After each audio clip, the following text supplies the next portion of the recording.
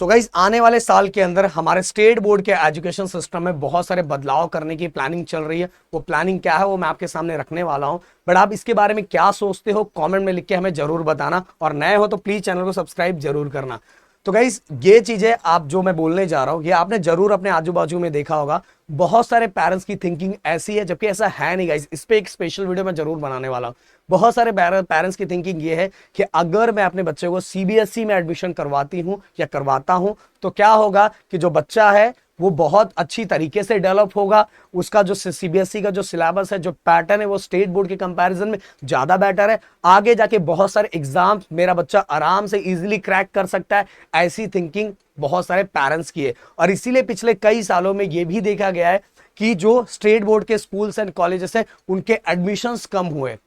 और गाइस इसीलिए फाइनली महाराष्ट्र में ये प्लानिंग चल रही है कि सभी जितने बोर्ड है सभी के सिलेबस को, सभी के पैटर्न को सेम किया जाए और सभी के एजुकेशन सिस्टम को सेम किया जाए और इक्वलिटी मेंटेन किया जाए। क्योंकि अभी तक ऐसा देखा जाता था गाइस ये स्टेट बोर्ड का है, ये सीबीएसई का है, इस तरह से, और दोनों के सिलेबस और पैटर्न बिल्कुल अलग रहते थे। बट इन सभी को एक साथ करने की प्लानिंग चल रही है, जो नेक्स्ट ईयर से करने का प्लानिंग है, और थर्ड स्टैंडर्ड से लेकर 12th स्टैंडर्ड के बच्चों का सिलेबस चेंज करने की प्लानिंग चल रही है गाइस।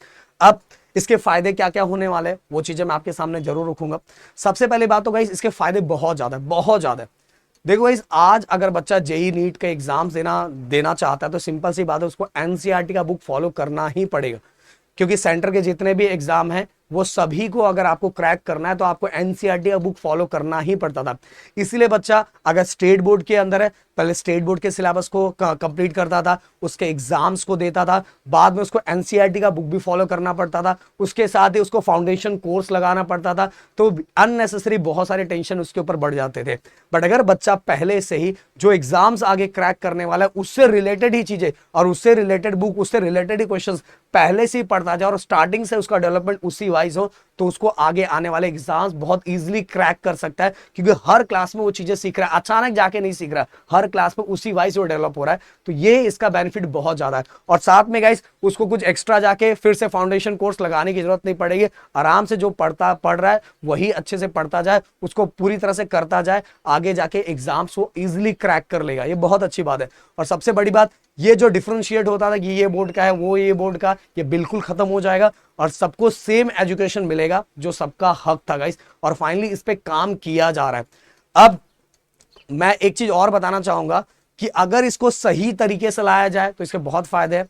बट अगर इसको डायरेक्ट अचानक में ला दिया जाए तो हो सकता है इससे कुछ नुकसान भी हो सकते हैं। कैसे? अगर मान लो अगले साल पूरा का पूरा एक साथ चेंज कर दिया गया, थर्ड स्टैंडर्ड से लेकर 12th स्टैंडर्ड पूरा एक साथ चेंज कर दिया गया।